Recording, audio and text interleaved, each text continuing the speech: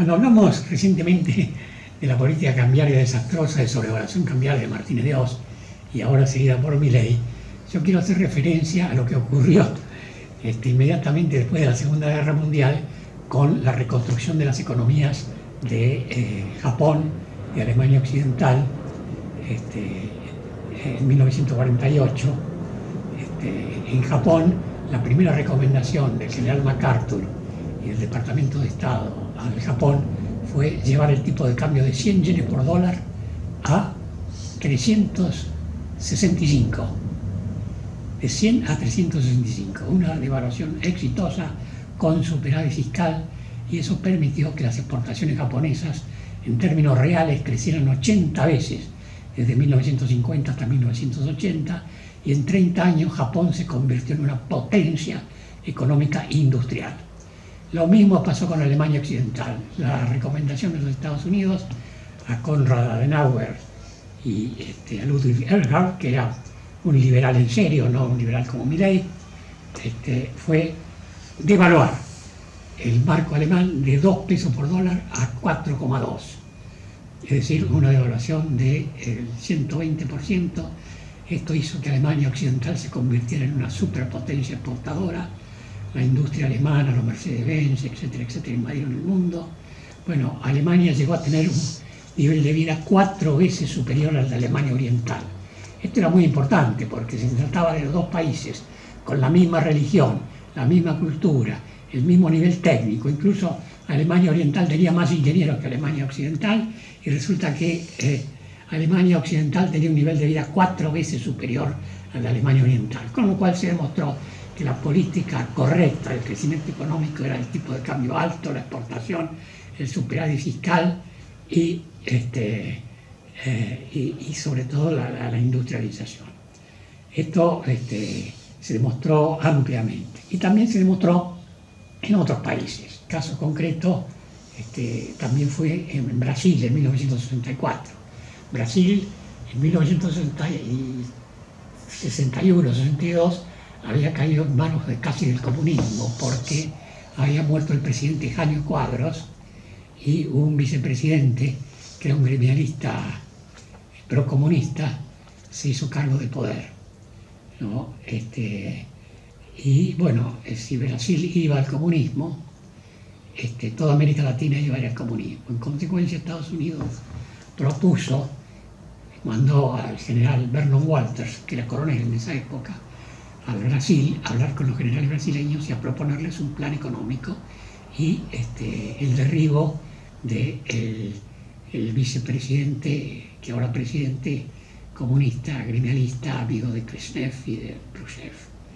Eso se hizo, se produjo un golpe de Estado en 1964 en Brasil, y los generales brasileños devaluaron la moneda también en un 300%,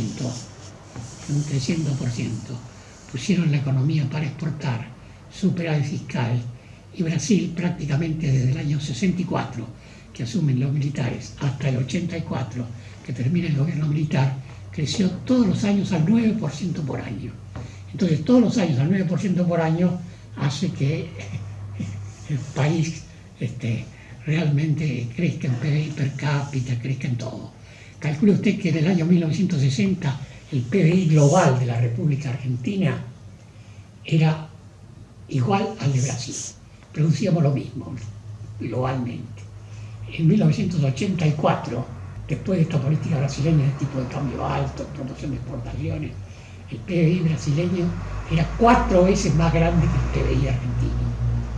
O sea que se demostró en la práctica, en Brasil, en Alemania y en Japón, que esta política de tipo de cambio alto, promoción de las exportaciones, equilibrio fiscal, era la política correcta para el desarrollo económico. Todo esto unido a la meritocracia en la administración pública.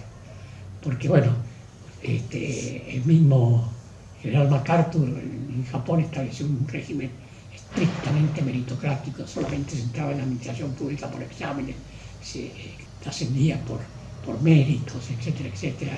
No había ningún clientelismo, y entonces al no haber clientelismo ni nombramientos de acomodo, no había corrupción. Lo mismo pasaba en Alemania. Alemania tenía una larga tradición en esto porque ya los reyes de antigua Prusia habían establecido este sistema para el ejército prusiano, que se estableció en toda Alemania y que era ya una tradición en Alemania. En Brasil hubo una mejora también en la administración pública bajo los gobiernos militares, no tan fuerte como en Alemania y como en México. En la Argentina, por el contrario, no pasó nada de esto. El general Videla, como ya les dije, no robó un solo peso, pero su administración en la parte económica fue de sobrevaluación cambiaria, fue la contraria exactamente de la de Brasil, de la de Japón y de la de Alemania Occidental. Pero además tenemos otro caso que es muy importante para nosotros, que es el caso de Chile. Chile, en 1971, estaba gobernada por un presidente comunista, que era Salvador Allende Gossens. Estados Unidos estaba muy molesto con esta circunstancia porque también si Chile se venía comunista, el comunismo podía invadir a toda América Latina. Y como la Guerra Fría era el tema central de la política mundial, entonces Estados Unidos promovió un golpe de Estado en Chile. Al principio no podía convencer al general Pinochet, porque el general Pinochet era amigo de Salvador Allende, pero finalmente, con una huelga de camioneros y un gran desastre que se produjo en la economía chilena por la huelga de camioneros, que fue provocada por la CIA, finalmente cayó. Salvador Allende fue asesinado y asumió Pinochet. Inmediatamente Estados Unidos le designó un ministro de Economía. El ministro de Economía de Pinochet fue un colega mío del Banco Mundial, que se llamaba Jorge Caguas. Yo trabajaba en el Banco Mundial y lo conocía muy bien a Jorge Caguas. Era un pelado muy simpático, sumamente inteligente, que siguió exactamente el dictado de la política que le dio Estados Unidos. ¿Cuál es la política que le dio Estados Unidos a Chile en ese momento? Bueno, una devaluación del 400%, una baja de la tarifa de importación, que estaba en un promedio estaba entre 500, 400, 300, 200%, 100%, para algunos productos, a una tasa uniforme del 10%. Todas las importaciones pagaban un 10%, pero el tipo de cambio subía un 400%. Entonces se colocaba a la economía en condiciones de exportar. Ahora, ¿cuál era el producto principal de exportación de Chile? El cobre. El cobre. Entonces, bueno, se privatizan las empresas exportadoras de cobre, pero todas las empresas exportadoras de cobre tienen que vender el cobre a un monopolio exportador del Estado, que se llama Codelco. Esa Codelco es un monopolio exportador del Estado que tiene por función vender el cobre en el mercado internacional cuando el precio está alto. Pero cuando el precio del cobre baja en el mercado internacional, suspende las ventas. Esto es así porque la elasticidad precio de la demanda de cobre en el mercado mundial es muy baja, es decir, la curva cae así. Y entonces, si hay poco cobre, el precio del cobre va al cielo.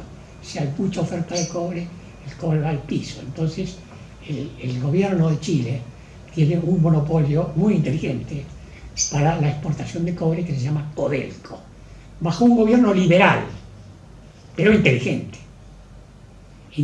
porque en ese punto ellos siguen la teoría de John Stuart Mill, un economista liberal inglés del año 1837, y toda la escuela liberal inglesa y toda la escuela de economía política norteamericana, que sostiene que cuando un producto tiene demanda mundial inelástica, el precio tiene que tener un poquito de derecho de exportación y hay que regular los derechos de exportación.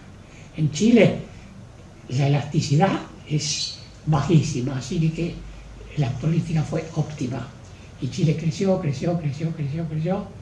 muy bien, incluso hasta el año 77, se produce un hecho nuevo, asume la presidencia de los Estados Unidos Jimmy Carter. Jimmy Carter era un pobre granjero de maníes del estado de Georgia, que de política internacional no sabía nada. y cambia totalmente la política internacional de los Estados Unidos. Se asesora con un eminente profesor de política internacional de la Universidad de Columbia, pero que no era norteamericano, era polaco. Era hijo de un conde polaco que había sido embajador de Polonia en Canadá antes de la Segunda Guerra Mundial. Este señor se dedicó a estudiar ciencia política en la Universidad de Columbia, donde fue profesor titular, y se constituyó en el asesor del presidente Carter. Ahora, a él lo que le interesaba no era Estados Unidos, a él lo que le interesaba era la liberación de Polonia, la liberación de Checoslovaquia. Su esposa era hija del presidente de Checoslovaquia antes del comunismo. A él lo que le interesaba es que el comunismo se levante contra los gobiernos comunistas, no tanto apoyar a Estados Unidos, sino promover la revolución interna dentro de los países comunistas. Entonces le sugiere a Carter un cambio radical en la política exterior de los Estados Unidos. En lugar de ayudar a las dictaduras y a los gobiernos militares latinoamericanos y de todo el mundo a resistir a las dictaduras comunistas, promover la revolución interna dentro de las dictaduras comunistas por medio de la defensa de los derechos humanos. Que Estados Unidos levante la bandera de los derechos humanos y aparezca ante todo el mundo como el gran defensor de la libertad. Y de esta manera el comunismo se iba a caer. Esta es la idea del asesor Brzezinski, hijo de un conde polaco, era un aristócrata polaco, ¿no? Pero bueno, esa política no necesariamente coincidía con los intereses de los Estados Unidos, coincidía con los intereses de Polonia y con los intereses de Brzezinski, pero Carter, que era un granjero de maníes del estado de Georgia, la adoptó como propia, con grave error para los Estados Unidos.